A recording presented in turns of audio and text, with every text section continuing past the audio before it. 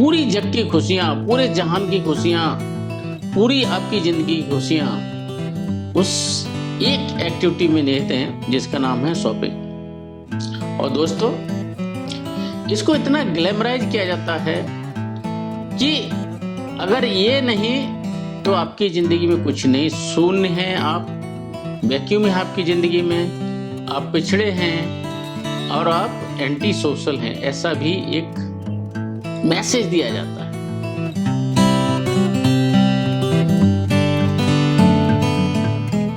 Shop till you drop, emotional buying, impulsive buying, compulsive buying.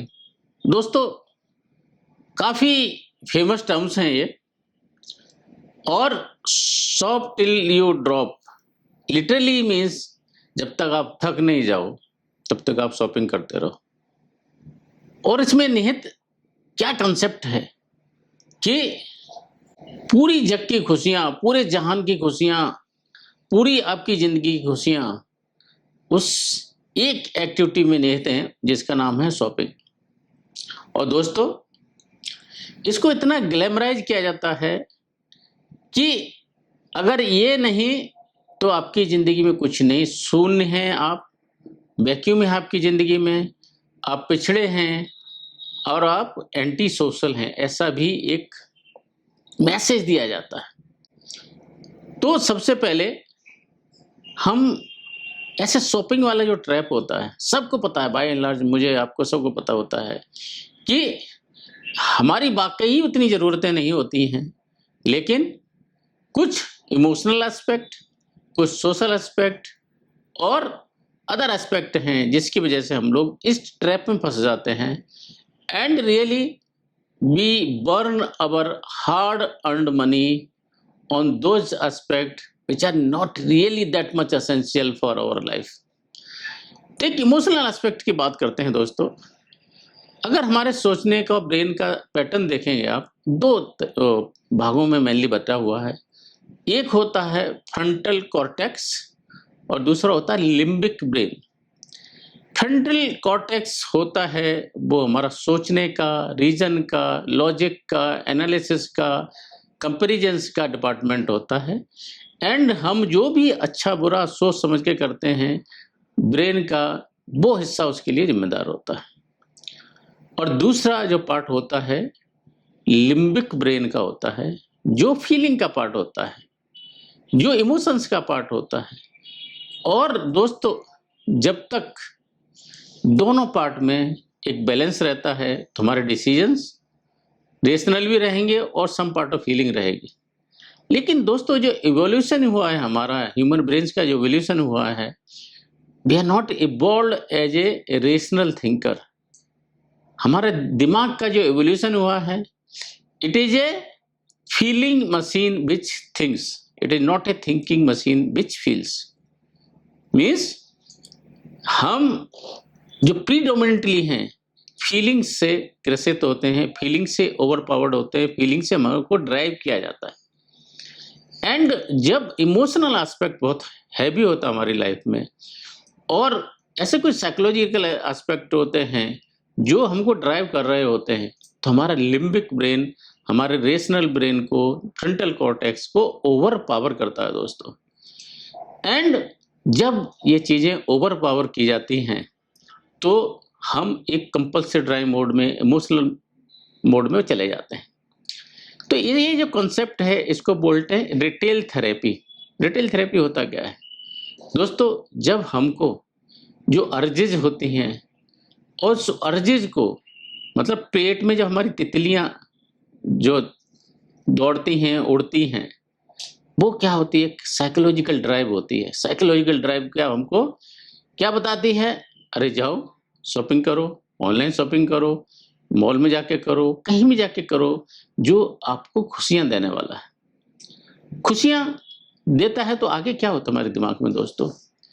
इसको बोलते हैं dopamine effect. मतलब रिटेल थेरेपी का जो मेन पार्ट होता है डोपामिन इफेक्ट होता है। आप देखेंगे हमारी बॉडी में वेरियस टाइप्स के हार्मोन्स होते हैं। फॉर एग्जांपल इंसुलिन का काम क्या होता है? हमारी बॉडी में जो इंसुलिन हार्मोन है वो शुगर को कंट्रोल करता है।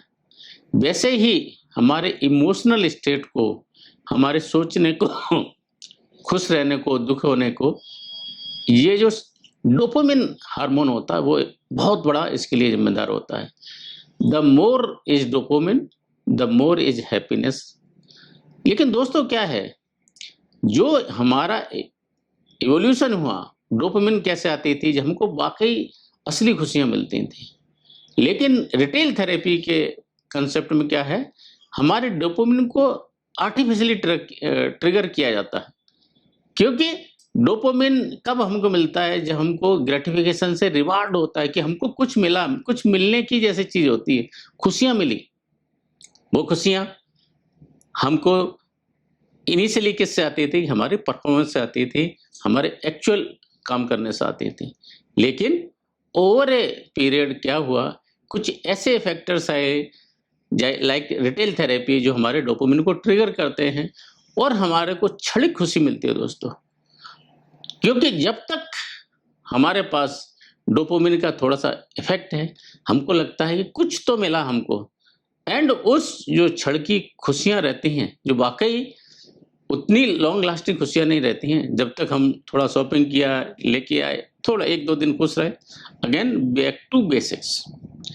तो जो डोपामिन इफेक्ट है बहुत ज्यादा लंबा नहीं चलता दोस्तों, एंड वापस हम उसी स्थान पर आ जाते हैं, इवन वर्स पोजीशन पर आ जाते हैं, क्योंकि हमने अपनी हार्ड अर्नड मनी को खो दिया, स्पेंड कर दिया, बर्न कर दिया, एंड उससे जो गिल्ट एंड रिग्रेट होता है, तो we are really worse off than what we were before when we went for shopping. तो ये जो रिटेल थेरेपी और साइकोलॉजिकल एस्पेक्ट है शॉपिंग का, तो ऐसा नहीं कि दोस्तों ये आज है, ये जब से ह्यूमन एवोल्यूशन हुआ तब से है। आज से अगर 100 साल पहले आप देखेंगे, बाजार्स ऑफ हैदराबाद करके सरोजिनी नायडू, जिनको हम नाइटिंगेल बोलते हैं, एक खूबसूरत पोएम लिखी है। उसमें ये दर्शाता है कि एक धनी व्यक्ति जिसके पास सब कुछ है, वो भी ललचाई नजरों से हैदराबाद के बाजार में, जहाँ से चाइना से, ईरान से, दुनिया के अलग अलग भागों से गहने आए हुए हैं, मसाले आए हुए हैं, खाने पीने की चीजें के आए हैं, कपड़े आए हुए हैं, वो इंसान भी ललचाई नजरों से देखता है और सोचता है पता नहीं और क्या मिल जाए। दोस्तों, और क्या का जो कंसेप्ट है, सोच है, यही हमको कंपेल करती है कि हम और सर्च करें, हम और देखें कि और हमको क्या खरीदने को मिलता है। तो दोस्तों, सब उम्र के लोग, सब सेक्टर, सब सेक्ट और किसी भी देश के लोग, मतलब कुछ ऐसा कोई भी नहीं है जो इससे ग्रसित नहीं है। बट अगर देखेंगे as by the younger you are more prone to this type of thing, because उस वक्त में, लाइफ के उस स्टेज में, हमको ट्रेंड्स और ये सब चीज़ें बहुत ज़्यादा मैटर करती हैं, मीनिंगफुल लगती हैं, और ऐसा लगता है ये नहीं तो कुछ नहीं। तो दोस्तों, अगर ये वाकई हमको सब कुछ नहीं दे पा रही है, तो मीन्स कुछ तो फायदे होंगे ना, होना चाहिए जो हम शॉपिंग ना करें, कुछ बेनिफिट्स मिलें जो हम सोचें कि हम ये अगर ये बेनिफिट हैं तो हम उन बेनिफिट्स की वजह से शॉपिंग को थोड़ा सा कंट्रोल करें। तो क्या क्या बेनिफिट है भाई दोस्तों? सबसे पहली चीज क्या होता है कि एक्सेसिव शॉपिंग से क्या होता है, कर्जा होता है दोस्तों। डेट ट्रैप में हम फंस जाते हैं। मीन्स जो पैसा हमारे पास आया नहीं है, उस पैसे को अपना पैसा समझ के हम डेट ट्रैप में फंस जाते हैं। मीन्स हमने खर्चा पहले कर दिया और कमाया बाद में। दोस्तों, ये जो ट्रेंड है, खतरनाक ट्रेंड है। और इससे पहले ये ट्रेंड था तो पाश्चात्य कंपनी, जो देश हैं, पाश्चात्य सभ्यताएं हैं, उनमें बहुत ज़्यादा था।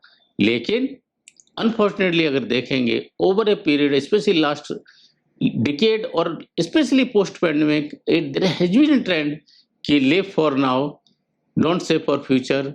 जो होगा वो देखा जाएगा। दोस्तों, कोई भी समाज इस सोच के साथ आगे नहीं बढ़ सकता है। अमेरिकन कल्चर में सेकेंड वर्ल्ड वॉर के बाद में जो इकोनॉमी थी, उसमें कंजम्पशन को ग्लोरीफाई किया जाता था। लेकिन ना तो आज अमेरिका में ना हिंदुस्तान में वो स्थिति है कि आपके कंजम्पशन को ग्लोरीफाई किया जाए और राष्ट्र हित बताया जाए। तो सबसे पहले चीज क्या है कि दोस्तों डेट ट्रैप से हमको बचते हैं। दैट एक पहला फायदा होता है। किसी को डेट ट्रैप से बचना है तो इन सब चीजों से दूर रहना चाहिए। दूसरी चीज क्या होता है कि दोस्तों कोई भी चीज हमें एक्वायर करते हैं उसकी कैरिंग कॉस्ट, मेंटेनेंस कॉस्ट होती है। अगर हमने कोई एक गाड़ी ली तो ऐसा तो नहीं गाड़ी खड़ी है, उसको हमें सर्विसिंग करानी पड़ेगी, फ्यूल का इंतजाम है, अगर ड्राइव नहीं आता तो ड्राइवर का इंतजाम है।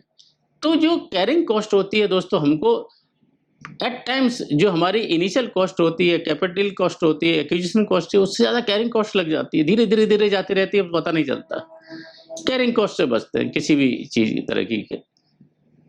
चौथी जो नेक्स्ट जो चीज़ देखते हैं, जो ट्रेंड्स का जो कंसेप्ट आता है दोस्तों। ट्रेंड्स मतलब कि जो चीज़ आज नई है वो पुरानी है। होता क्या कि दोस्तों कि पहले जो पुरानापन का कंसेप्ट था, वाकई एक इवोल्यूशन होता था, एक टाइमिंग हो गई, एक एक चीज को 3 साल हो गए, 4 साल हो गए और उस प्रोसेस हम बोलते थे पुराना हो गया। लेकिन जो टेक्निकल कंपनीज हैं और स्पेशली फैशन कंपनीज हैं, जो प्लान्ड ऑब्सोलेसेंस बोलते हैं कि जो आपको बताता है पुराना हो गया, असली में पुराना नहीं हो गया। प्लान्ड ऑब्सोलेसेंस में क्या होता है कि आपको परसीव्ड कराया जाता है, आपको बताया जाता है ये चीजें पुरानी हो गई हैं। दोस्तों एक गाड़ी, एक फोन, एक कपड़ा कितने सालों तक चल सकता है, लेकिन थोड़े दिन बाद हमको क्या लगने लगता है कि ये तो पुरानी हो गई। तो अगर हमने से कुछ चीजें लिमिटेड ली हैं तो by the time new trend come तो you are not overburdened with the carrying cost of the old inventory. तो आप ट्रेंड से आप अपने आप को बचा सकते हैं या आप कीप कर सकते हैं और ट्रेंड के साथ रह सकते हैं without losing too much of the money. दोस्तों जो प्रेशर होता है, सोशल प्रेशर होता है, पहले आप देखेंगे एक टर्म हम इजाद करते थे, कीपिंग अप विद द जोन्सेस। अपने पड़ोसियों का जो प्रेशर होता था, वो प्रेशर मतलब कि वो कैसा दिखता है हम वैसे दिखें। और दोस्तों उस बहस में हम अपनी जिंदगी खराब करते हैं। एक बार मैंने आपसे डिस्कस किया था एक स्टोरी में, डायमंड नेकलेस।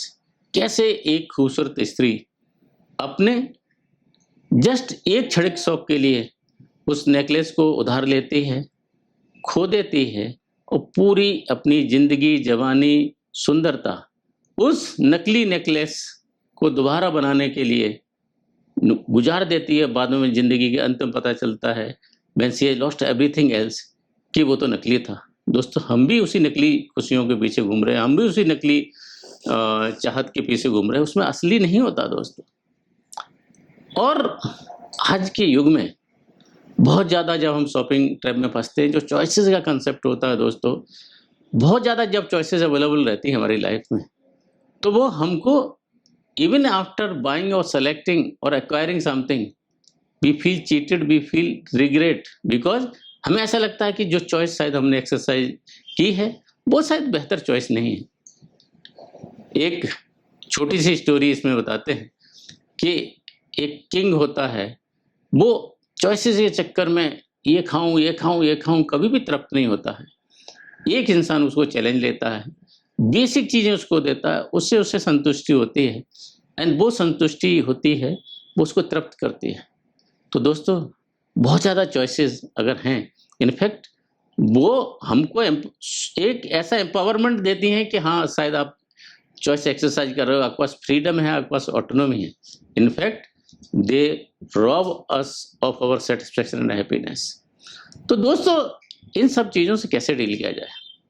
सबसे जो पहली चीज़ होती है कि एक बजट बनाया जाए। सभी चीज़ों का सब पीरियड के लिए एक बजट होता है, and any type of shopping should have that budget fixed for that period, and for regions beyond our control, अगर वो बजट एक पीरियड के लिए ऊपर नीचे होता है, it is sacrosanct, it must be sacrosanct to balance that budget in next period।